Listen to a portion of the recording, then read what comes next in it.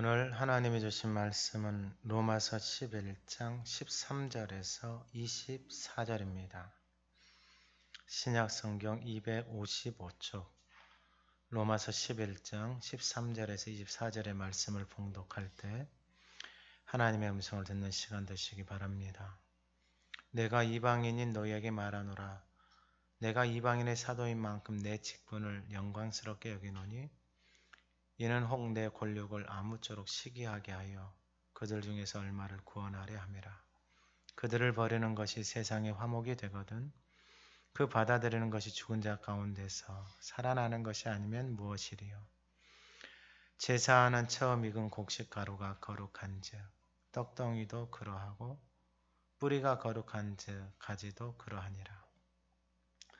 또한 가지 얼마가 꺾이었는데 돌 감람나무인 내가 그들 중에 접붙임이 되어 참 감람나무 뿌리의 진액을 함께 받는 자가 되었은즉 그 가지들을 향하여 자랑하지 말라. 자랑할지라도 내가 뿌리를 보존하는 것이 아니요 뿌리가 너를 보존하는 것이니라. 그러면 내 말이 가지들이 꺾인 것은 나로 접붙임을 받게 하려 함이라 하리니 옳도다. 그들은 믿지 아니함으로 꺾이고 너는 믿음으로 섰느니라. 높은 마음을 품지 말고 도리어 두려워하라. 하나님이 원 가지들도 아끼지 아니하셨은즉 너도 아끼지 아니하시리라. 그러므로 하나님의 인자하심과 준언하심을 보라. 넘어지는 자들에게는 준엄하심이 있으니 너희가 만일 하나님의 인자하심에 머물러 있으면 그 인자가 너희에게 있으리라. 그렇지 않으면 너도 찍히는 바 되리라.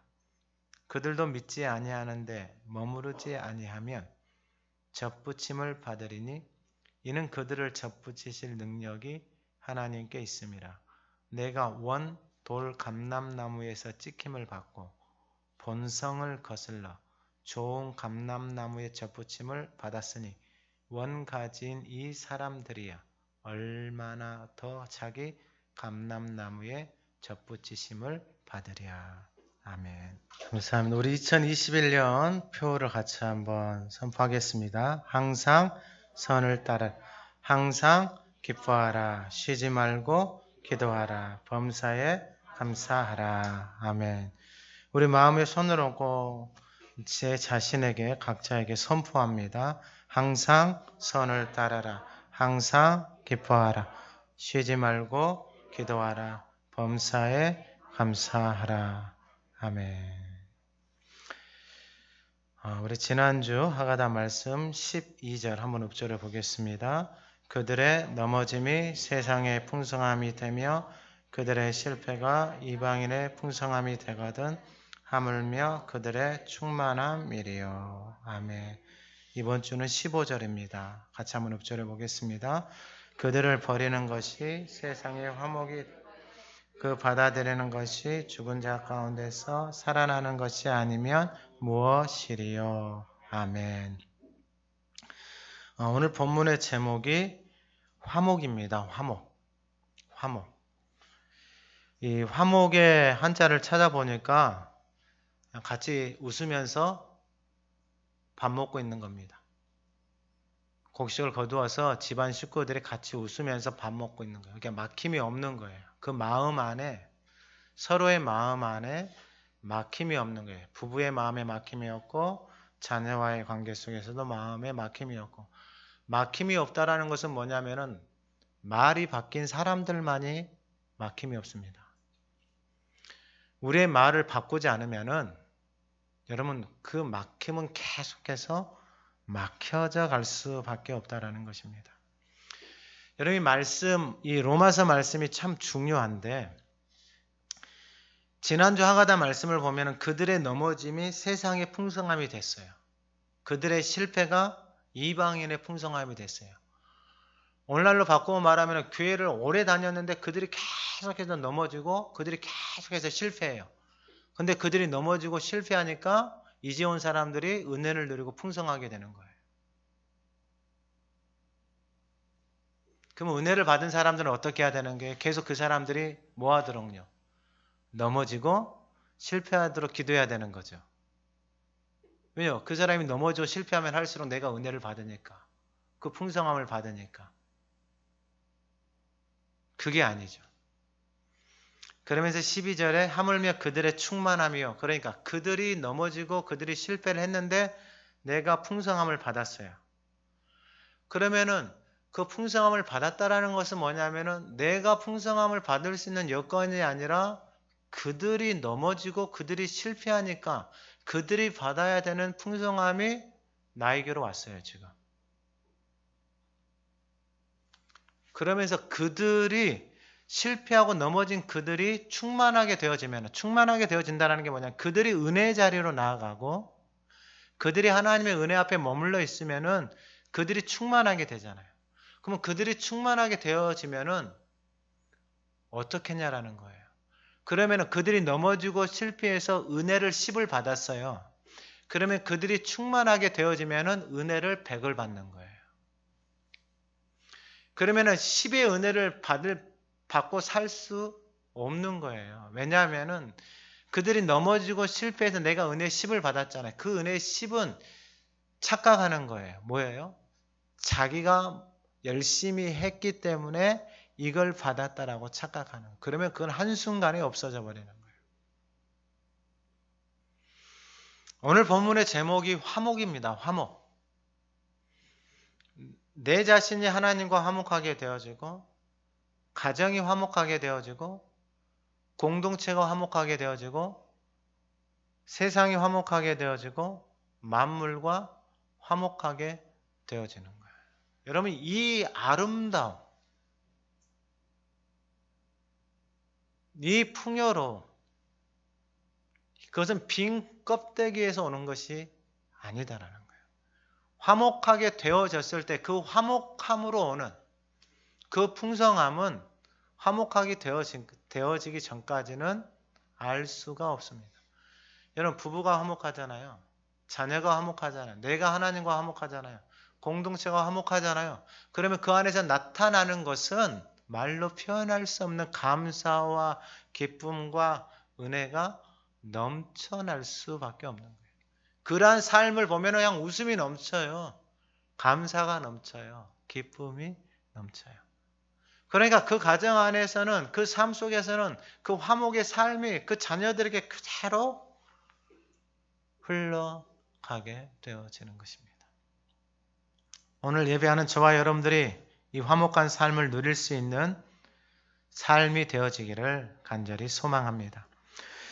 그러면 오늘 본문을 통하여서 이 화목하게 하는 그 삶을 어떻게 누리면서 살아갈까? 그리고 은혜 받은 삶의 모습이 무엇일까? 13절에 내가 이방인인 너희에게 말하노라. 내가 이방인의 사도인 만큼 내 직분을 영광스럽게 여긴다. 첫 번째가 뭐냐면 직분입니다. 직분. 이 직분을 누가 주신 거예요? 직분을 누가 주신 거예요? 하나님이 주신 거예요. 여러분 이것만 내가 인지하고 있어도 쉽게 말하면 여러분 회사를 들어갔는데 회사에서 회장이 이 사원에게 직분을 줬어요. 올려줬어요. 그러면은 그 직분을 받잖아요. 그럼 그 직분에 마땅한 삶을 살 수밖에 없는 거예요. 근데 오늘 이 직분은 누가 주신 거예요? 하나님이 주신 거예요. 그럼 하나님이 직분을 왜 주셨어요? 그 직분을 통해서 누구를 섬기는 거예요? 하나님을 섬기는 거예요. 여러분 그래서 직분이 중요한 거예요. 직분을 받고 그 직분에 합당한 삶을 살면은 그 직분에 합당한 것을 받지만 그 직분을 받고 직분을 가볍게 여기고 쉽게 여기면은 누구를 가볍게 여기고 쉽게 여기는 거예요? 직분을 주신 분을 가볍게 여기는 거예요. 여러분 삶이 어떻게 되겠어요? 그럼 그냥 상식적인 것을 이야기하는 거예요. 직분을 주신 분한테 그 직분을 주신 그분을 바라보면서 그 직분을 왜 주셨는지 물어보고 그 직분을 어떻게 감당해야 될 것인지 그래서 하나님이 직분을 맡겨주신 거예요. 근데 직분을 내 마음대로 생각하고 내 편리대로 내 생각대로 직분을 감당한다. 여러분 이것은 진짜 망하는 거예요. 망하는 거. 여러분 조그만 데서도, 조그만 회사도 똑같아요. 그 직분을 맡으면 그 직분에 맞는, 그 직분을 감당할 수 있는 위치와 포지션이 되어지고 능력이 되어졌을 때 그 직분을 감당하는 것이지, 그게 안 됐는데 그 직분을 감당하자, 그럼 회사가 망하는 거예요. 공동체도 똑같습니다. 가정도 똑같아요. 가정에 가장으로서의 직분이 있고 아내로서의 직분이 있고 자녀들의 직분이 있잖아요. 그 직분을 감당을 못 하잖아요. 그러면 힘들어지는 거예요. 오늘 사도 바울이 13절에 뭐라고 말? 내가 이방인인 너희에게 말하노라. 내가 이방인의 사도인 만큼. 바울이 그 시대 최고의 공부를 한 사람이에요. 근데 그가 누구의 사도다고요? 이방인의 사도다 말이에요. 이방인은 그 시대에 배우지 못한, 그래서 바울이 앞에서 말한 것, 나는 헬라인이나 야만인이나 지혜 있는 자나 지혜 없는 자에게 빚진 자다라는 거예요. 근데 오늘날도 교회를 다녀보면, 교회를 다니는 사람들 중에서 그냥 끼리끼리 모여서 살아가는 사람, 여러분 그게 얼마나 어리석은지를 알아야 돼요. 그건 여전히 세상의 생각과 가치관을 가지고 하나님 앞에 나와서 신앙생활을 하고 있다라고 자기만 그렇게 생각하고 있는 거예요. 자기가 그렇게 생각하면서 신앙생활하고 자기가 열심히 살아가요. 사도 바울도 그러한 인생을 살았어요. 그들도 그러한 인생을 살았어요. 그런데 문제가 뭐냐면은 그렇게 살아가도 돼요. 그렇게 고집을 펴도 돼요. 그런데 뭐냐면은 평생 동안 걸리는 돌에 걸리면서 살아가는 거예요. 삶이 풍요로워지고, 아니 이 풍성함을 지금 내가 넘어졌는데, 내가 실패했는데, 내가 그 풍성함을 받아야 되는데, 내가 실패를 하고 넘어지면 넘어질수록 저 이제 한 사람들이 은혜를 받고 풍성함을 받는 거예요. 시기가 나요, 안 나요? 당연히 시기가 나죠. 내가 난 자녀들도 시기하겠어요, 안 하겠어요? 자기들끼리 먹는 것 갖고도 시기하고 질투하고, 왜 언니만 사줬어? 왜 동생만 사줬어? 시기하고 질투하겠어요, 안 하겠어요? 다 시기하고 질투해요. 왜 시기하고 질투해요? 나도 저거 뭐 해달라는 거예요. 나도 저거 달라라는 거예요. 할렐루야. 이러한 시기와 질투가 저희 안에 일어나기를 소망합니다. 일어나야 돼요. 일어나야 돼요. 그런데 우리는 본능적으로 이 시기와 질투가 안 좋은 방향으로만 계속해서 일어나요. 그러니까 예수님이 사역을 하시고 예수님이 생명을 살리고 예수님이 생명의 말씀을 전하는데, 그 말씀을 듣고 있는 사람들이 시기와 질투가 가득해서 하는 짓이 뭐였냐면은 끼리끼리 모여가지고 죽이는 짓만 하고 있는 거예요. 그게 같이 망하는 거예요, 같이. 그러니까 인생이 끊임없이 뭐가 되는 거예요? 걸리는 거예요. 끊임없이 걸리는 거예요. 그러니까 아무리 은혜를 주고 그 풍성함을 누리도록 하나님이 그렇게 두 손을 벌리고 해도 그들은 계속해서 순종하지 않고 거슬러서 말하는 그런 행동만, 못된 짓만 하고 있는 거예요. 그러면 하나님이 그들을 포기했느냐? 그것도 아니다라는 거예요. 그래서 하나님이 계획하신 게 뭐였냐면은 그들이 넘어지고 실패하니까 그들이 받아야 되는 그 은혜가 이방인들에게 갔어요. 그리고 이방인들이 그 풍성함을 누리면서 살아가는 그 모습을 그들이 받아야 되는, 먼저 된 사람들이 받아야 되는 그것을 이 사람들이 받고 있잖아요. 그럼 이 사람들 안에서 뭐가 일어나는 거예요? 시기와 질투가 일어나는 거예요. 그래서 하나님 앞에 은혜의 자리로 뭐 하는 거예요? 나아가는 거예요. 할렐루야. 하나님이 계획을 이렇게 바꾸셨어요. 그러니까 왜 이렇게 계획을 바꾸셨냐면 그 풍성함을, 그 은혜를 우리가 다 모아야 된다라는 거예요. 하나님이 다 누려야 된다라는 거예요. 할렐루야. 그러니까 먼저 된 사람들이 그 은혜의 자리 앞에 나아가서 하나님의 은혜 앞에 머물러 있으면은, 넘어지고 실패해서 이 은혜를 받았는데 그들이 은혜 앞에 나아가서 머물러 있으면은 우리가 받는 그 은혜의 풍성함은 말할 수가 없이 충만해진다라는 것입니다. 여러분, 이게 하나님의 계획이에요. 우리의 삶 속에서, 우리의 가정 안에서, 우리의 직장 안에서 이게 하나님이 우리를 향하신 계획이다라는 거예요. 그러니까 이건 하나님의 마음이 없으면은 우리는 본능적으로 시기, 질투가 일어나서 뭐 하냐면은 원망하고 불평하는 거예요. 교회에서도 누가 잘 되고 그러잖아요. 모여가지고 욕하고 원망하고 불평하는 거예요. 그 모습을 보고 빨리 은혜의 자리로 나가야 되겠다.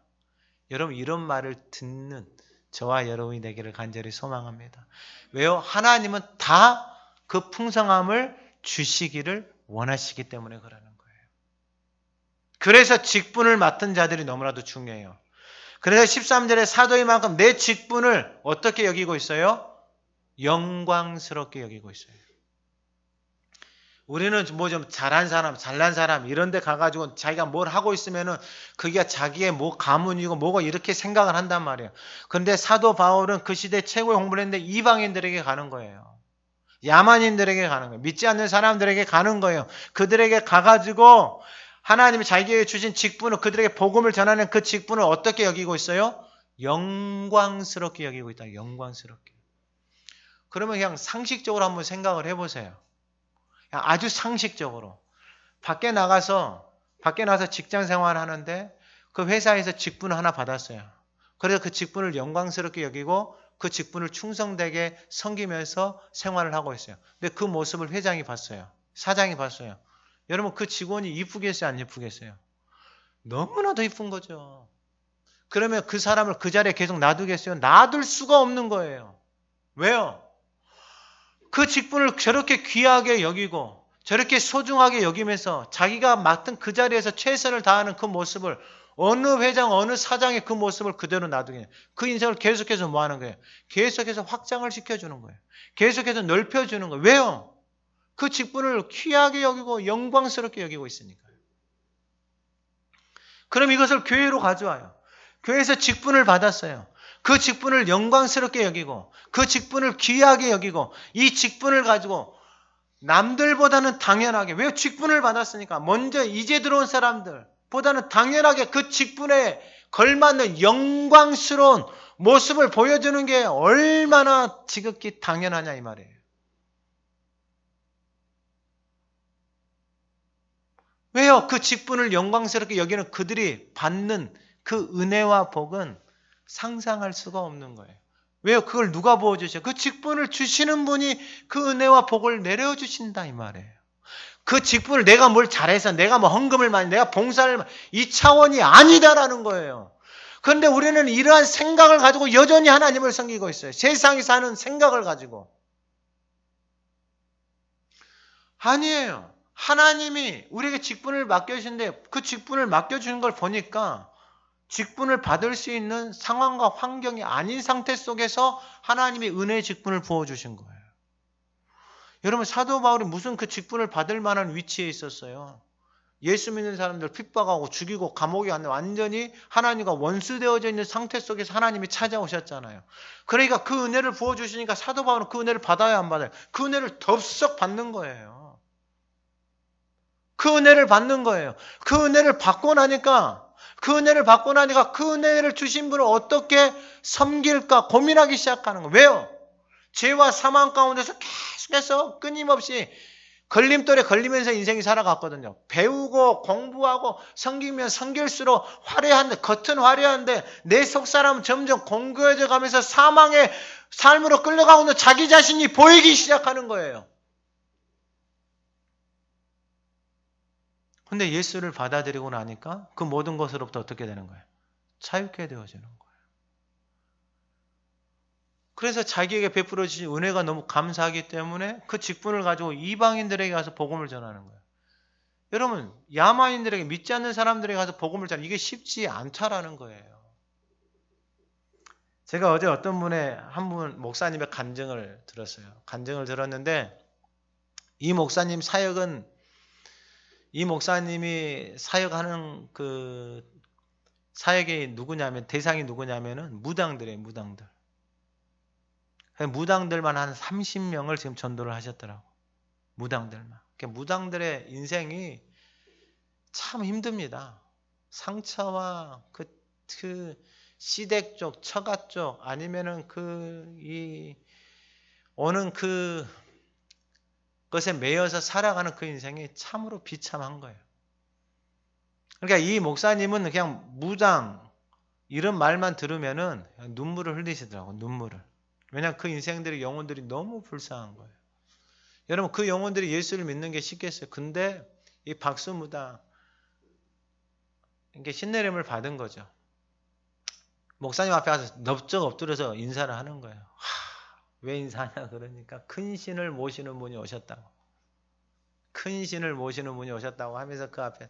그러니까 그 목사님이 어렸을 때 이야기를 하시더라고요. 부모님 일찍 돌아가시고 집에서 1년 동안 밖에를 나오지 않았대요. 그 안에서 어떤 생각을 자살하고 싶은 생각들. 그래서 뭐 그때 뭐 절에 들어갈까 막 이런 생각들을 했다라는 거예요. 그때 만약에 그렇게 선택을 하고 그렇게 갔으면은 아마 그런 무당들 중에서 상당히 하이 레벨의 위치에서 그런 무당 이걸 할 거예요. 그런데 본인이 예수를 만나고 그러니까 하나님의 베풀어 주신 은혜가 부어지니까 그 인생들 그 영혼들이 불쌍하게 보이는 거예요. 그러니까 그 영혼들만 보면은 우는 거예요. 근데 그 목사님이 이야기하시면서 조심스럽게 이야기하는 게 뭐냐면은 이 본문 속에서 똑같이 연결되는 건데 우리가 생각했을 때 우리는 어떤 생각을 가지고 있냐. 저 무당 하면은 그냥 우리는 자동적으로 우리 안에 판단하고 정죄하는 것이 앞서 버리는 거예요. 근데 그 영혼의 아픔과 상처와 고통, 한 영혼, 그러니까 그 거짓된 영에 매여서 살아가는 그 인생. 그 주영훈 씨가 또 마지막에 뭐 간증하면서 이런 표현을 하더라고요. 여러분 무당한테 가서 점을 보면은 신내림을 받은 무당들한테 가서 점을 보면은 점을 잘 맞힐까요? 안 맞힐까요? 잘 맞춰요. 맞히는데 문제가 뭐냐면은 계속해서 그 사람한테 가가지고 물어봐요. 돈 다 주고. 그러면 나중에는 어떻게 돼요? 풍지박산 나는 거예요. 그것도 한 사람 어떤 사람이 있냐면은 그 연예인 중에 누군지는 몰라요. 주영훈 씨 후배다고만 이야기하면. 아침마다 무당한테 전화가 온대요. 그래가지고 오늘은 어디로 갈까요? 그러면 무당이 그런데 오늘은 강남 가지 마. 그리고 또 전화한대요. 오늘은 뭔 입을까? 오늘은 파란 것만 입어. 오늘은 뭐 먹을까? 매운 거 먹지 마. 여러분 삶이 얼마나 비참해지는지. 매여서 그렇게 살아가 버리는 거예요. 인생을. 삶을. 그 삶 자체가 어떻게 되어버리는 거예요? 황폐하게 되어져 버리는 거예요. 근데 그 목사님이 그 무당들을 찾아가서 전도하고 복음을 전하는 거예요. 근데 그 무당들 지금 전도를 30명을. 그래서 목사님이 위로를 받는데요. 어떤 위로를 받냐면은 자기를 무당들이 너무 잘 알아봐 준대. 하나님의 종인 것을. 근데 교회에는 목사를 우습게 생각한대요. 그러니까 성경에도 보니까 똑같아요. 거라사에서 귀신 들린 그 사람이 예수님 앞에 와서 엎드려서 지극히 높으신 하나님의 아들입니다 라고 고백을 하잖아요. 근데 사람들은 그 예수를 뭐하고 있어요? 죽이고 있는 거예요. 그러니까 우리의 신앙의 모습이 내가 하나님 앞에서 직분을 받고 하나님을 섬기면서 살아간다라고 하는 내가 정말 은혜의 풍성함을 누리면서 내가 살아가고 있는 삶을 살아가고 있는지, 아니면은 여전히 교회를 다니는데 나를 위해서 교회를 다니고 나를 위해서 신앙생활을 하면서 살아가고 있는지. 여러분 이 삶은 평생 걸리는 돌에 걸립니다. 여러분 어떻게 하나님 앞에서 그게 가능이나 하겠어요? 여러분 하나님 앞에서 나를 위해서 교회를 다니고 나를 위해서 신앙생활하는 그 삶이 평생 걸리는 돌에 걸릴 수밖에 없는 생각을 가지고 살아가는데, 여러분 하나님 앞에서 무슨 복을 받고 무슨 은혜를 받고 살아갈 수 있겠냐고요. 자기가 자기 인생을 그렇게 만들어가고 있는 거예요. 그런데 하나님을 위해서 남겨놓은 사람들, 하나님을 위해서 살아가는 사람들, 생명의 복음을 아는 사람들, 은혜의 복음을 아는 사람들은 생각이 바뀌는 거예요. 살아가는 존재 이유가 바뀌는 거예요. 누구를 위해서 살아가는 거예요? 하나님을 위해서 살아가는 거예요. 그래서 직분이 얼마나 소중한지를 아는 거예요. 얼마나 영광스러운지를 아는 거예요. 그러니까 그 직분을 주시는 분이 그 직분을 영광스럽게 여기고 그 직분을 귀하게 여기는 그 사람을 어떻게 높이지 않으시겠냐고요. 근데 하나님이 주신 것을 하찮게 여기고 가볍게 여기고 쉽게 여기고 자기 생각대로 자기 방법대로 그것을 가지고 살아가는데, 여러분 그것은 하나님보다 자기가 더 높이 있는 거예요. 근데 사도 바울은 그 직분을 가지고 누구에게 하는 거예요? 이방인들에게 가는 거예요. 야만인들에게 가는 거예요. 그러면서 지금 그들에게 말을 하고 있는 게 중요한 말씀을 하고 있어요. 어떤 말씀이냐면은 14절에 이는 혹 내 권력을 아무쪼록 뭐하게 하여? 시기하게 하여. 이게 중요합니다. 이게. 그렇다면은 오늘 예배하는 저와 여러분들이 잊지 말아야 되는 것은 뭐냐면은 우리가 관심을 가져야 될 것은 뭐냐면 우리는 하나님의 은혜 자리로 나아가서 그 은혜의 풍성함을 누리며 살아가는 이 풍성함을 저와 여러분들이 누려야 한다는 거예요. 그러니까 이 누림이 없이 누가 시기하겠냐고요. 누가 질투하겠냐고요. 교회를 다니는데 언어도 안 바뀌어, 생각도 안 바뀌어, 삶도 안 바뀌어. 누가 시기하고 질투하고 그 교회를 가겠냐고요. 욕이나 안 얻어 먹으면 다행이에요. 교회를 가고 하나님의 은혜의 풍성함을 누리고 살아가니까 저 가정을 보니까 저 삶을 보니까 저렇게 부부가 관계가 아름답고 자녀들이 저렇게 아름답고 세상 사람들이 뭐 도대체 교회 가면 어떻게 그렇게 돼? 하는 시기와 질투가 일어나야 된다 이 말이에요. 근데 교회를 다니는데 그들과 똑같은 신앙생활을 하고 그들이 넘어졌는데 그들이 하나님 앞으로 실패하고 넘어져서 그 풍성함이 이방인들한 틀로 다 가버렸는데 내가 또 그들이 넘어지는 거, 그들이 실패하는 그 삶을 계속해서 살아가고 있다. 여러분 이것처럼 어리석은 인생이 어디가 있냐고요. 이것처럼 바보 같은 인생이 어디가 있냐고. 생각을 해보세요. 내 자녀가 공부를 하고 내 자녀가 살아가는데 얘가 실패했던 그 길을 내 자녀가 그대로 걸어가고 있다. 여러분 피눈물 나겠어요? 안 나겠어요? 피눈물이 안 나겠냐고요. 내가 인생을 살아가서 이렇게 힘들게 살아가는데 자녀가 똑같이 그 길을 가고 있다. 여러분 피눈물 안 나겠냐고요. 여러분 그걸 계속 보고 있겠냐고요. 어느 부모가 그걸 보고 있습니까? 집안의 내력이 유전자가 좋지 않아서 그 병에 또 걸렸는데 여러분 그 모습을 보고 어느 부모가 가슴을 찢지 않을 부모가 있겠냐고요. 그 자녀를 살려내려고 이것을 끊으려고 할 수 있는 것이 무엇입니까? 라고 찾아다니지 않겠어요? 여러분 하나님의 자녀가 되어서 내가 신앙생활을 10년, 20년, 30년, 40년, 50년을 해서 하나님의 은혜의 풍성함을 모르고 살아가고 있다면 여러분 이것처럼 억울한 게 어디가 있어요? 그걸 누가 받아야 되는 건데? 내가 받아야 되는 건데. 내가 직분을 받고 내가 그걸 영광스럽게 해서 그 은혜의 풍성함을 내가 받아야 되는데 그걸 저 사람이 받고 있다. 여러분 당연히 억울하죠. 시기 나죠. 질투가 나죠. 가만히 눈 뜨고 볼 수가 없죠. 그래서 어디로 가는 거예요? 하나님의 은혜의 보좌 앞에 나가는 거예요. 그래서 그 사람들이 은혜의 보좌 앞에 나가잖아요. 그러면 내가 넘어져서 그 사람은 10을 받았는데 내가 은혜 보좌 앞에 나가면요. 이건 감당할 수 없는 은혜가 하나님이 그 인생들 가운데 부어 주신다라는 거예요. 그래서 하나님이 원하시는 게 하나예요, 하나. 바로 14절에 그들 중에서 얼마를 구원하려 함이라. 누가 구원받을지는 몰라요. 망나니 같은 사람, 전혀 교회를 욕하고 핍박하던 어떤 사람이 구원받을지는 우리는 안다, 모른다? 모른다라는 거. 우리에게 하나님의 관심은 뭐냐면 우리는 그 은혜의 풍성함을 누리면서 살아가는 것이 우리가 하나님 앞에서 아름다운 직분을 지키면서 살아가는 모습이에요. 우리가 뭘 잘하고 이런 게 아니에요. 그래서 15절에 그들을 버리는 것이 세상의 화목이 됐거든. 그 받아들이는 것이 죽은 자 가운데서 살아나는 것이 아니면 무엇이려. 제가 이 말씀을 보면서 그들을 버렸는데 세상이 화목이 되어졌어요. 그런데 그 다음에 어떻게 하나님 말씀하고 계세요? 그 받아들이는 것, 그들을 받아들이는 것. 그것을 어떻게 표현하냐면 죽은 자 가운데서 살아나는 것이다 라는 거예요. 그러니까 여러분 예수 그리스도가 없이 자기가 주인이 되어져서 살아가는 그 상태를 죽어있는 상태로 말하고 있는 거예요. 그러니까 사도 바울도 그 상태를 여전히 고백했어요. 오라 나는 공고한 사람이로다. 이 사망의 몸에서 누가 나를 끄집어내줄 수 있냐 이거예요. 근데 여러분 이게 다 뭐냐면 이게 다 말이에요. 말, 생각. 자기가 자기 자신을 그렇게 생각해 버리는 거예요. 외적으로 너무 화려한데 이 속 사람이 너무 비어져 있는 거예요. 이 속 사람이 텅텅텅 비어져 있는 거예요. 황폐해져 있는 거예요.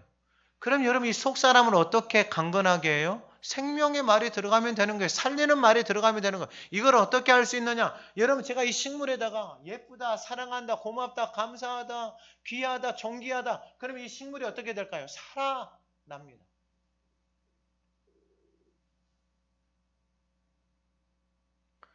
여러분 사람에게 사랑합니다, 감사합니다, 고맙습니다, 귀합니다, 존귀합니다. 제가 운동을 이게 테니스 배운다 그랬잖아요. 거기서 이제 아침에 오기 전에 이제 아내가 출근할 때 전화를 해요. 여보, 잘 가고 있습니까? 이게 존댓말로 해요. 존댓말로. 근데 같이 운동하시는 분 중에 60이 넘으신 분이 있어요. 은퇴하시고 마을버스를 운전하시는 분이 계세요. 제가 그렇게 통화하는 내용을 몇 번 들었어요. 그리고 이제 그날도 여전히 아내한테 전화를 하는데 그분이 이제 저한테 그러는 거예요. 저한테 와가지고 내가 통화하는 모습이 너무 아름다워가지고 내가 집에 가가지고 아내한테 60이 넘어 여보 우리 이제 존댓말하며 삽시다 그랬어요. 그러니까 아내가 뭐라고 반응을 했냐? 이 사람이 정신이 나갔어. 지금까지 이렇게 살아왔는데 무슨 갑자기 존댓말이야? 너무 속상해. 근데 제가 그분한테 그랬어요. 그래도 아마 당황하고 어색해서 그럴 것입니다. 그러면서 제 이야기를 해줬어요. 저도 아내하고 친구입니다. 고향 친구인데 하가다를 하고 하나님의 말씀을 보면서 말이라는 것이 얼마나 귀한지를 깨닫고 사랑하는 사람에게 존댓말을 하고 사랑하는 사람에게 높임을 하지 않고 함부로 말하고 함부로 자기 감정대로 생각대로 말하는 이 인생이 가장 불쌍한 인생입니다. 제일 어리석은 인생입니다. 왜요? 스스로 삶을 다 망가뜨리고 있는 거예요. 자기 인생을 망가뜨리는 것은 말할 것도 없고요. 왜요? 자기 안에 그걸 채우고 다니니까 끊임없이 그걸 끄집어내는 거 아니에요. 끄집을 내서 가정을 죽이는 거예요. 남편을 죽이고 아내를 죽이고 자녀들을 죽이는 거예요. 제일 어리석은 인생이에요. 그래서 제가 그랬어요. 저는 친구지만 이 존댓말을 하려고 연습을 정말 많이 했습니다. 그랬어요. 연습을 하지 않으면은 훈련을 하지 않으면은 서로 높이고 존대한다라는 게 쉽지가 않습니다.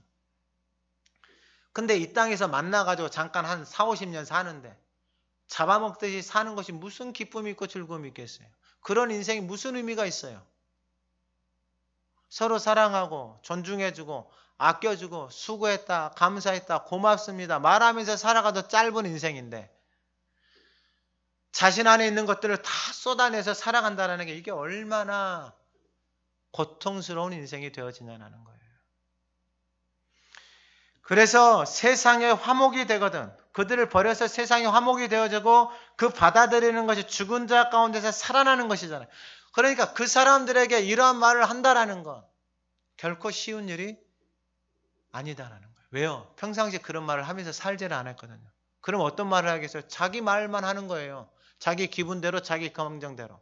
그러면 나오는 말들이 다 죽이는 말이겠어요? 살리는 말 다 죽이는 말이에요. 근데 교회의 직분을 받은 사람들이 그러한 말들을 쏟아낸다. 여러분 이건 그 직분을 주신 분을 정말 부끄럽게 하는 거예요. 부끄럽게 하는 거예요. 여러분 세상에 나가서도 내 자식이 봤는데 세상 사람들 어떻게 말을 그렇게 하니 함부로 하니 그럼 누구 욕먹는 거야? 부모 욕먹는 거예요. 부모. 고린도후서 5장 17절 이하에 이런 말씀이 있어요. 중요한 말씀이에요. 누구든지 그리스도 안에 있으면 새로운 피조물이라 이전 것은 지나갔으니 보라 새 것이 되었도다. 모든 것이 하나님께는 그가 그리스도로 우리를 자기와 화목하게 하고 우리에게 화목하게 하는 직분을 주셨다라는 거예요. 새로운 피조물이 되어졌다라는 것은 뭐냐면은 하나님이 새로운 피조물이 되어진 우리에게 화목하게 하는 새로운 피조물이라는 게 뭐예요? 옛 것을 버리고 새롭게 태어난다라는 거예요. 뭐가요? 생각이, 언어가, 삶이, 가치관이 다 새로워져 가는 거예요. 그러면서 화목하게 하는 직분을 우리에게 부탁하셨다라는 거예요. 그러면서 19절에 하나님께서 그릇 안에 계시사 세상을 자기와 화목하게 하시며 세상을 자기와 화목하게 하셨어요. 예수를 통해서 세상을 자기와 화목하게 하는 길을 열어놓으셨어요. 그들의 죄를 그들에게 돌리지 아니하시고 화목하게 하는 말씀을 우리에게 부탁하셨다. 화목하게 하는 말씀을 우리에게 뭐 하셨다? 부탁하셨다라는. 그러니까 말이라는 게 정말로 중요합니다. 오늘 예배하는 저와 여러분들이 모든 인생들을 화목케 하는 말씀을, 화목케 하는 생명을 살리는 언어를 저와 여러분들이 품고 살아가기를 주님의 이름으로 축원합니다. 여러분, 그것은 다른 거 없어요. 하나님의 말씀이 생명이에요. 항상 선을 따르는 게 다른 거 없어요. 하나님의 말씀이 선이에요. 그 말씀을 따라가는 인생이 가장 복된 인생이다라고 확신할 수 있어요. 왜요? 하나님이 그렇게 선언하셨어요. 복이 있는 인생을 그렇게 선언해 놓으셨다고요. 복이 있는 인생을 그렇게 하나님이 선언해 놓으셨어요. 하나님의 말씀을 쥐하로 엎조리며 살아가는 인생. 그 인생이 시냇가에 심겨져 있는 인생. 그래서 하나님께서 화목을 이루어 가기 위해서 하나님께서 직분, 화목케 하는 직분을 저와 여러분들에게 주셨습니다. 오늘 예배하는 저와 여러분들이 가는 곳마다 그 화목케 하는 말씀이, 언어가 흘러가기를 주님의 이름으로 축원합니다. 여러분, 얼마나 아름다워요, 인생의 삶이. 두 번째는 뭐냐면 거룩입니다. 이 16절. 제사하는 처음 익은 곡식가루가 거룩한 즉 떡덩이도 거룩하고 뿌리가 거룩한 즉 가지도 그러하니라. 이게 무슨 말이냐면은 하나님 앞에서 거슬러 있는 그들, 순종하지 않고 거슬러 말하는 그들이 넘어지고 그들이 실패했는데 하나님 그들 버리셨습니까? 그들 버리지 않았다라는 거예요. 그게 11장 1절이에요. 나도 하나님이 자기 백성을 버리셨느냐? 그럴 수 없다라는 거예요. 그러면서 나도 이스라엘이에요. 그러니까 그들은 이스라엘, 하나님의 택하신 백성들이에요. 근데 하나님의 택하신 백성들이 계속해서 은혜의 자리로 나아가지 않는 거예요. 그러니까 여러분, 이게 너무 단순해요. 쉽게 말씀을 드리면은 하나님이 이스라엘 백성들을 애굽에서 데리고 나와서 은혜의 땅 가나안에 하나님 집어넣어 놓으셨어요. 그 땅으로 데려갔어요. 제가 이 말씀을 보면서 그 땅에 데려가 있는데 그 땅에서 은혜의 땅에 데려가서 하나님이 그 땅에 은혜를 베풀어 주셨는데 어떻게 베풀어 주셨느냐? 그 이방의 가나안 족속들 다른 나라들이 다 있어요. 근데 하나님이 그 땅을 그냥 평안하게 하시는 거예요. 그러니까 연초부터 연말까지 하나님의 눈이 그 땅을 떠나지 않는 거예요. 그 주변에 있는 사람들에게 이 땅을 넘보지 못하도록 두려운 마음을 하나님이 풀어버리시는 거예요. 이게 은혜예요. 근데 이런 시간이 얼마 지나고 나니까 이제 이 사람들이 어떤 생각을 하기 시작하냐면 자기 안에 교만이 싹트기 시작하는 거예요. 어떤 생각이 들어오는 거예요. 어떤 생각이요? 내가 잘해서 이러는 거야 라는 생각의 씨앗이, 원수의 씨앗이 하나 떨어지는 거예요. 그러니까 이 창세기 3장에서 아담과 하와에게 뱀이 와가지고 야, 하나님이 선악과 먹지 말라 그랬어? 진짜 먹지 말라. 왜 먹지 말라 하는지 알아? 모르지. 먹으면은 네가 하나님처럼 되니까 하나님 먹지 말라 한 거야. 그러니까 하나님이 그렇게 이야기한 거야.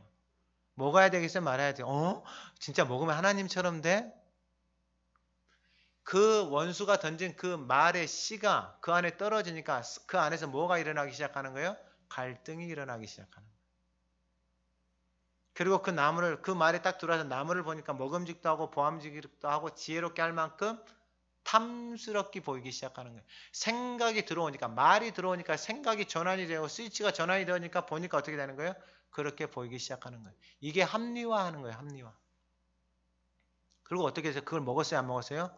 따먹었어요. 눈이 어떻게 됐어요? 밝아졌어요. 그때부터 자기가 하나님의 자리에 앉아 있는 거예요.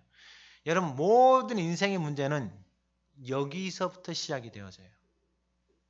다 자기가 하나님이에요. 이제 태어난 애기도 자기가 하나님이야. 부모 말려 어디가 있어요? 지가 하나님이에요. 불고 울고 난리를 치는 거예요. 자기 생각 뜻대로 해달라는 거예요.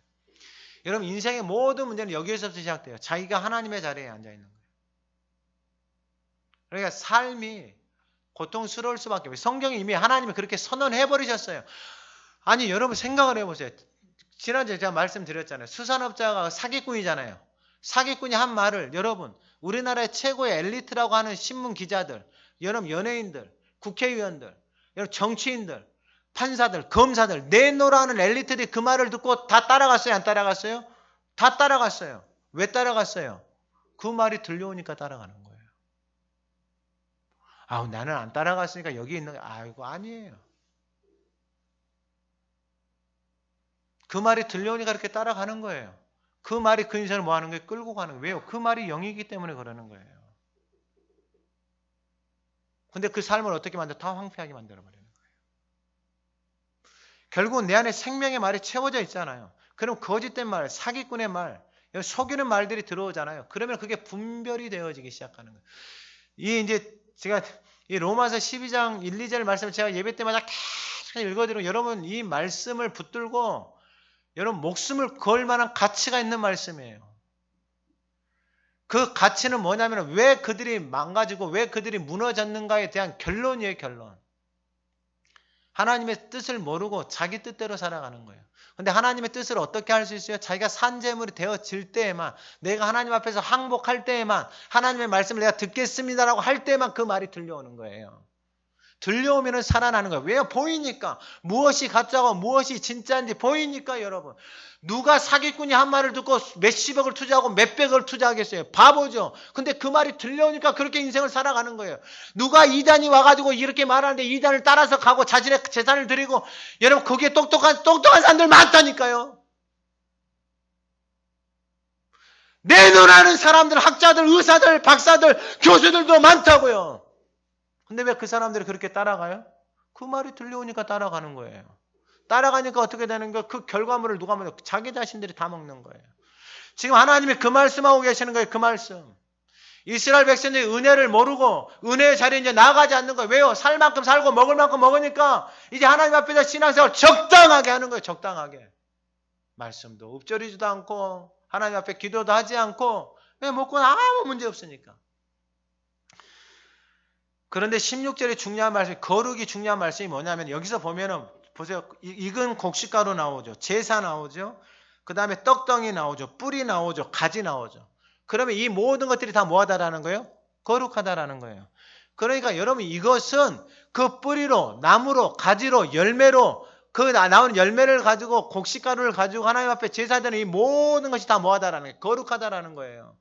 근데 이것이 없이 이스라엘 백성들이 하나님 앞에서 어떤 행동을 했냐면은 이사야 선지자에 가서 보게 되어지면 그들이 하나님 앞에나 제사도 드리고 예배도 드려요. 헌물도 드려요. 근데 하나님이 싫어해. 와가지고 마당만 받고 간다라는 거예요. 그러니까 교회를 다니고 신앙생활을 하는데 하나님의 자녀가 되는데 새로운 직분, 영광스러운 직분을 맡았는데 세상의 생각, 세상에서 하는 것하고 똑같이 교회를 다니고 있어요. 여러분 그건 걸리는 돌에 다 걸릴 수밖에 없는 거예요. 그러면서 이 뿌리도 거룩하고 나무도 거룩하고 가지도 거룩하고 열매도 거룩하고 곡식가루도 거룩하고 제사 드리는 이 모든 것이 뭐하다라는 거. 다 거룩하다는 거. 이게 바로 사도 바울이 말하는 거예요. 하나님의 은혜를 받고 나니까 하나님 앞에서 자기 자신을 산제물로 드려서 그 하나님의 선하시고 그 뜻을 아는 것이 하나님 앞에서 예배드리고 하나님의 은혜의 자리에 나아간다는 것을 깨달은 거예요. 왜 우리는 여전히 내 생각대로 내 뜻대로 내 고집대로 살아가고 근데 제가 계속해서 말씀을 드리네요. 내가 가지고 있는 지식 경험이 이거 눈꼽만큼도 안 되는데 이게 무슨 절대 진리냐고요. 그래 막 둘이 싸워 막 소리 높이고 막 비토하고 정말 가치도 없는 건데 그게 목숨 걸 만한 그렇게 피토할 만큼 그런 가치가 있는 거냐고요. 없는 거잖아요.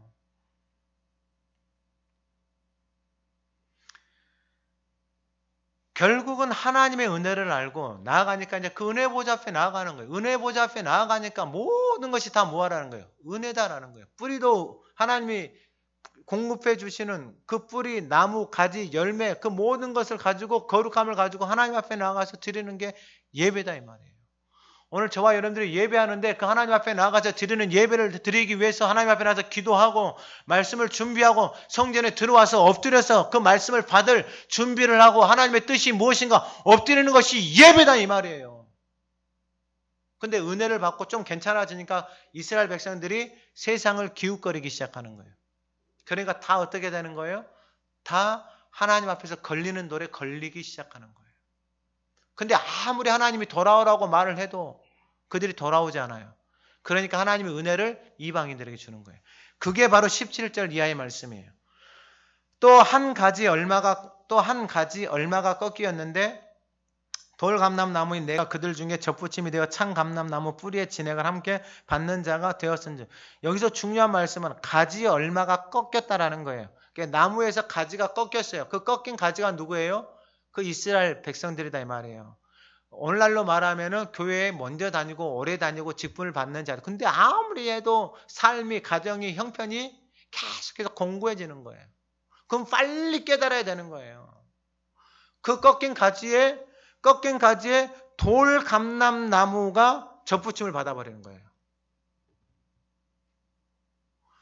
이게 옛날에 돌배 있잖아요. 돌배. 제 아직도 기억하는데 제 옛날에 외갓집 지금 없어졌어요. 외갓집에 가면은 그 집 뒤에 돌배가 있어요. 돌배가 있는데 배가 조그만해. 조그만하는데 엄청 딱딱하고 거기에 그 과즙도 없어요. 맛은 하여튼 이상해요. 근데 참배는 뭐예요? 거기에 딱 요따만 해가지고 거기서 과즙이 그냥 팍 터져 나오는 거예요.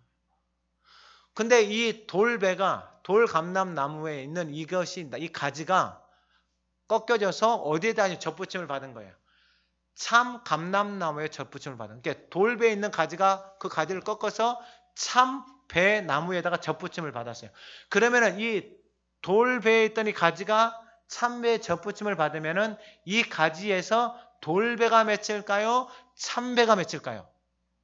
당연히 참배가 맺히는 거죠. 이게 지금 우리의 모습하고 똑같은 거예요.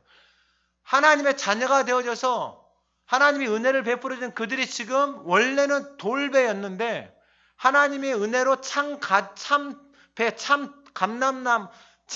감람나무 그 가지가 몇 개 꺾였어요. 그 꺾인 것에 돌감람나무가 접붙임을 받았어요. 그러니까 그 돌감람나무에서 참감람나무의 열매가 맺히기 시작하는 거예요. 그게 우리다 이 말이에요. 제가 어렸을 때 접붙인 걸 보니까 그 접붙인 데다가 해가지고 끈으로 막 묶고 비닐로 막 해놔요. 나중에 그걸 벗겨보잖아요. 그 접붙임 받은 자리가 이렇게 퉁퉁하게 부어져 있어요. 왜 부어져 있어요? 살려고. 그 말씀이 바로 17절 뿌리에 창감람나무 내가 그들 중에 접붙임이 되어 창감람나무 뿌리의 진액을 함께 받는 자가 되었다. 그 창감람나무의 뿌리의 진액을 받는 거예요. 그러니까 돌감람나무 가지가 창감람나무 이렇게 접붙임을 받았어요. 그러면 이 뿌리로부터 창감람나무의 진액이 이리 와가지고 돌감람나무 가진 여기에 창감람나무 진액이 그 공급이 이리 들어와서 이 돌감람나무 가지에서 창감람나무의 열매가 맺힌다 이 말이에요. 그게 바로 18절. 그 가지들을 향하여 자랑하지 말라 이렇게 말해요. 뭐 하지 말라? 자랑하지 말라. 교회 와서 자랑하지 말라라는 거예요. 이스라엘 그들이 다 뭐해서 망했다 이 말이에요? 자랑해서. 무엇 자랑한 거예요? 지 잘났다고 자랑한 거예요. 자기 자랑만 한 거예요. 자기 자랑만. 내가 뭐 했니? 내가 뭐니? 우리 식구가 뭐 했니? 자녀가 뭐 했니? 그 자랑만 하는 거예요. 그 자랑하는 것이 교만하게 된 거예요. 그래서 선언하는 거예요. 하나님 뭐라고? 자랑하지 말라 이거예요. 왜요? 자랑해서 다 망했다 이거예요. 자랑한다라는 것은 누구를 자랑하는 거예요? 자기를 자랑하는 거예요. 은혜를 베풀어 주신 하나님의 은혜를 자랑해야 되는데 그 은혜는 온데간데 없고 자기가 열심히 하고 내가 밤낮 수고하고 내가 일을 하고 내가 헌신해서 이게 잘 됐더라고 누구 자랑하기 시작하는 거예요? 자기 자랑하기 시작하는 거예요. 하지 말라라는 거예요. 하지 말라는 거예요. 왜요? 아니 그들도 자기 자랑해가지고 저렇게 다 넘어졌는데 교회 오래 다니고 직분 받은 사람은 교회 와가지고 다 자기 자랑 내가 헌금 얼마하고 내가 봉사 얼마하고 내가 수고 얼마하고 뭐하고 다 자랑하다가 다 망가졌다 이 말이에요. 그런데 또 그 자랑을 하냐 이 말이에요. 바보지. 다 망가지고 다 무너져 버렸는데 또 그 짓을 한다. 그건 진짜 바보예요. 바보. 그래서 자랑하지 말라. 자랑할지라도 내가 뿌리를 보존하는 것이 아니라 뿌리가 너를 보존하고 있다라는 거예요. 자기를 보존하고 있는 게 그 하나님의 은혜가 보존을 하고 있는데 그 접붙임을 받은 가지에서 창감람나무 열매 한두 개 맺혔다고 그거 가지고 자기 자랑하고 다니는 거예요.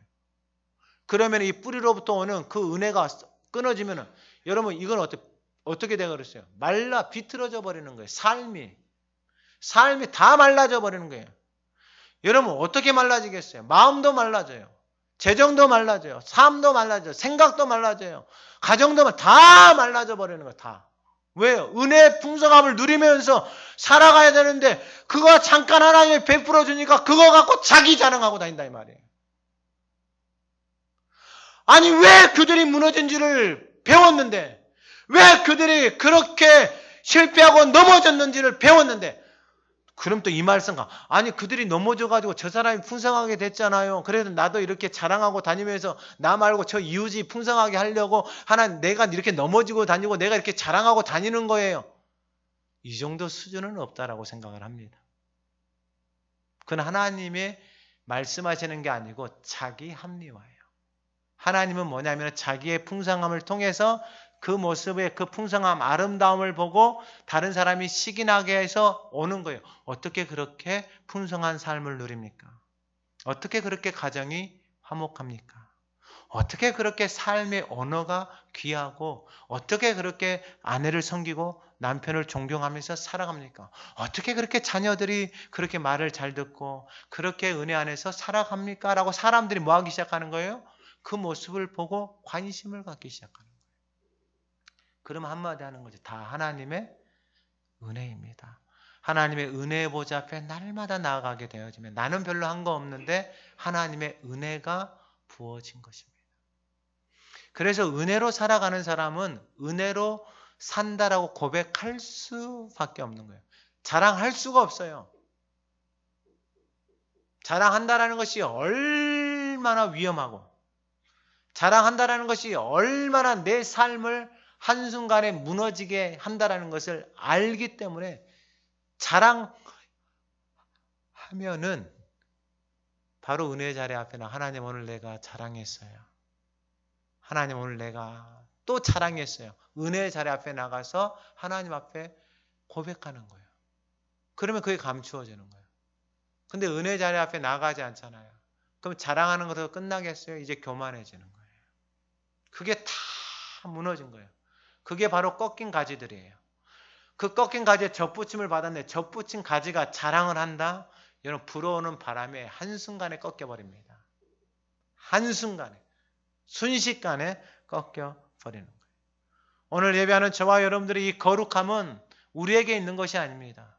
하나님의 은혜의 자리 앞에 나아가고 그 뿌리로부터 그 거룩함이 우리에게 오는 것이지 내가 어떤 행위를 하고 내가 뭘 했기 때문에 그것이 거룩한 것이 아니다라는 거예요. 그러니까 이 사람들은 사도 바울도 그런 거룩한 행위를 강조했어요. 행위를. 내가 기도하네, 길거리에서 기도하네, 내가 헌금하네, 내가 부채를 이것이 얼마나 이런 행위를 끊임없이 인생이 얼마나 피곤하겠어요. 근데 주신 은혜에 감사함으로 하나님 앞에 살아가는 거예요. 그러니까 그 인생의 거룩함이 그 인생을 통해서 드러나는 거예요. 자, 마지막 말씀을 짧게 드릴게요. 마지막은 뭐냐면은 23절에 젖붙이실 능력이 하나님께 있다라는 거예요. 그러니까 젖붙이실 능력이 하나님께 있다. 우리가 가서 젖붙임을 받을 수 없어요. 젖붙임을 해주시는 분이 누구예요? 하나님이에요. 사도 바울을 예수와 탁 젖붙임을 해주시는 게 하나님이에요. 그러니까 젖붙임을 받을 때 아이고 할렐루야 감사합니다 하고 딱 받으니까 이제 그 참나무의 그 뿌리의 진액이 그 돌감나무 같은 인생에게 버려진 인생에게 흘러오기 시작하는 거예요. 그것이 흘러오기 시작하니까 너무나도 좋은 거예요. 그래서 이제 19절 이하에 보면 그러면 내 말이 가지들이 꺾인 것은 나로 젖붙임을 받게 하려 함이라. 맞다 이거예요. 옳도다.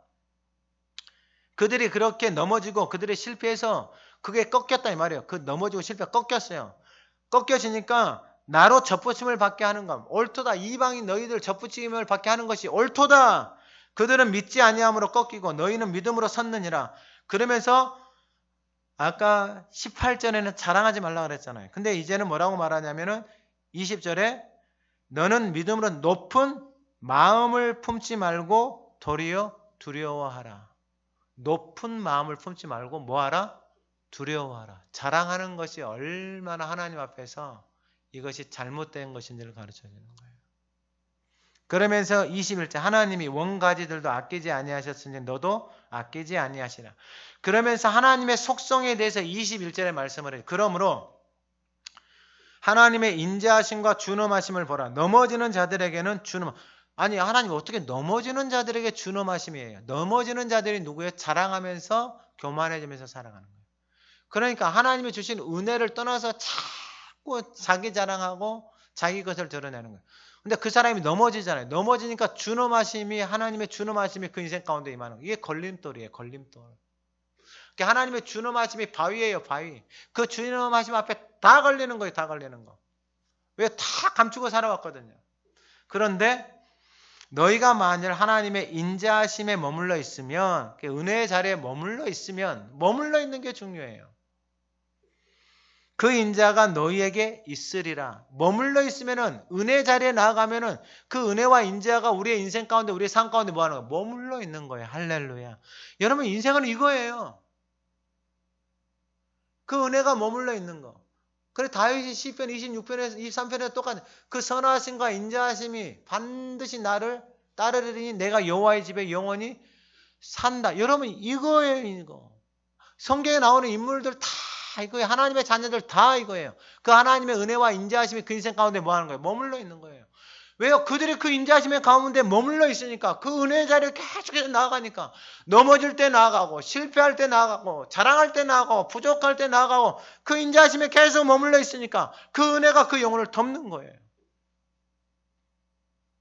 근데 인자하심에 머물러 있지 않는 사람은요, 그 자리에, 은혜 자리에 나아가지 않아요. 자랑한 것도 하나님 앞에 나가서 하나님 내가 또 실수했습니다 고백하지도 않아요. 기도하지도 않아요. 회개하지도 않아요. 그러니까 어떻게 되는 거예요? 자기는 바쁘다, 분주하다 그러면서 안 나간다라고 치지만은 여러분 결국 그 인생이 계속해서 걸리는 거예요. 여러분 지겹습니다. 이러한 인생이. 해도 해도 끝이 없는 인생. 여러분 무슨 소망이 있겠어요? 인생이 번아웃 돼버리는 거예요. 내 의로 내 열심으로 살아가는 인생이 그렇게 하면 할수록 번아웃 되는 거예요. 소망이 없어요. 소망이.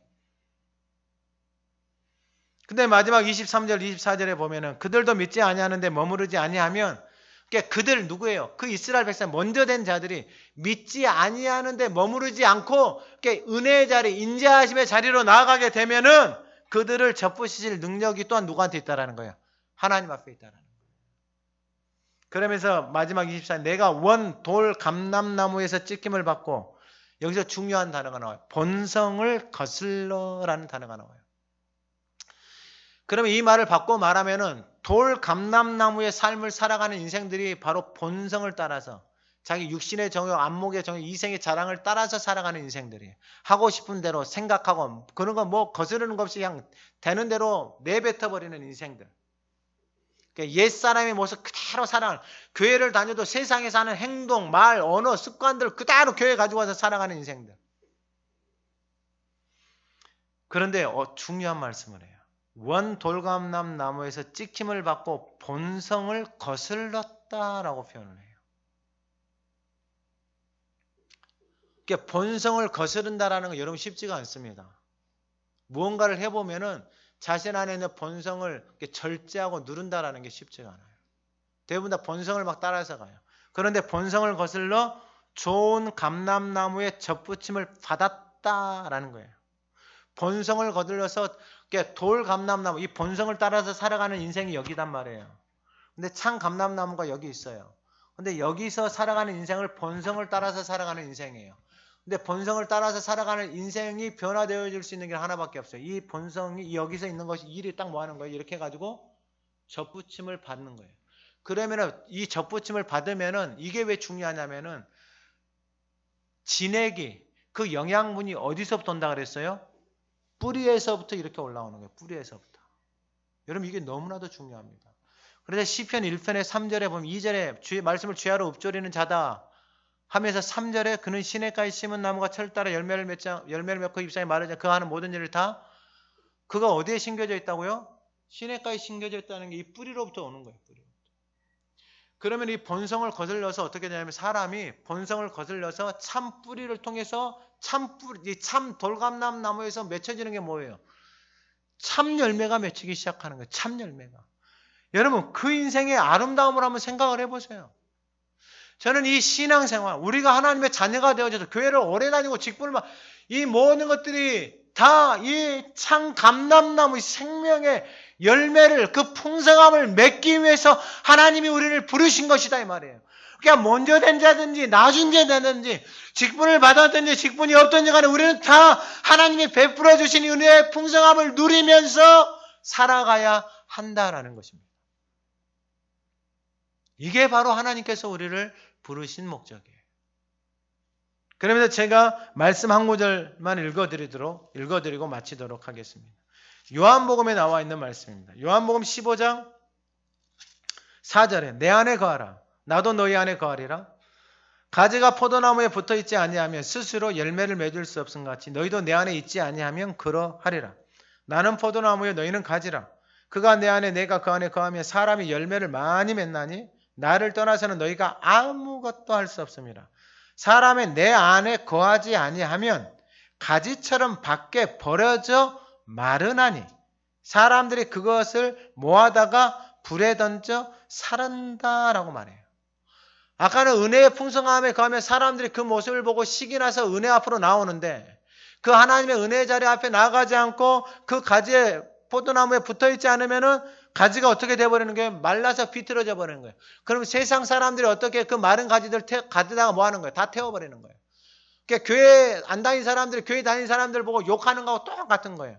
근데 마지막 7절에 8절에 뭐라고 말하냐? 너희가 내 안에 거하고 그래 거한다라는 것이 머무른다라는 것이 어떠한 것인지를 정확하게 하셔야 돼요. 내 말이 너희 안에 거하면 하나님의 말씀이 너희 안에 거하면 이게 바로 가지가 나무에 붙어 있는 거예요. 무엇이든지 원하는 대로 구하라. 그리하면 이루리라. 너희가 열매를 많이 맺으면 내 아버지께서 영광을 받으실 것이요 너희는 내 제자가 되리라. 할렐루야. 여러분, 화목의 직분은 다른 거 아닙니다. 우리를 통해서 열매를 많이 맺는 것이 화목의 직분이에요. 하나님 앞에 섰을 때 그 화목케 하는 직분, 화목케 하는 말씀을 가지고 얼마나 열매를 맺으셨는지 하나님이 다 물어보실 거예요. 오늘 예배하는 저와 여러분들을 통해서 화목의 직분을 감당하시고 화목의 열매가 맺혀져서 그 하나님으로부터 받는 그 풍성함이 얼마나 복된지 오늘 예배하는 저와 여러분을 통해서 가정과의 재단을 통해서 나타나기를 간절히 소망합니다. 하나님 아버지 감사합니다. 우리 됨이 나 됨이 이곳에 서 있는 모든 것이 여기까지 인도하신 것 하나님 우리의 만남도 가정도 자녀들도 우리 형제 자매 이웃도 하나님 모든 것이 하나님의 은혜임을 고백합니다. 하나님의 은혜를 받은 우리에게 화목하게 하는 직분, 화목하게 하는 말씀 부탁하셨습니다. 하나님 우리는 접붙임을 받은 인생입니다. 그 거룩함이 그 은혜의 풍성함이 뿌리로부터 공급되어지는 것을 알게 하시고 깨닫게 하여 주심을 감사드립니다.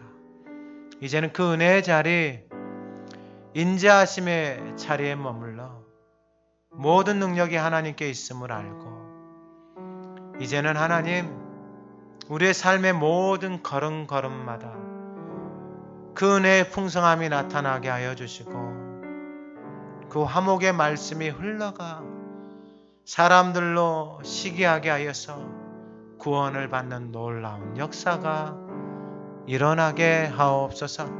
오늘 예배하는 모든 성도들의 가정 위에 이 은혜의 풍성함이 충만하게 거하게 하여 주시고 그 아름다움이 하나님 이 땅 가운데 소문나게 하여 주시고 생명을 살리는 놀라운 통로로 아름답게 사용하여 주시옵소서. 예수 그리스도의 이름으로 기도드립니다. 아멘.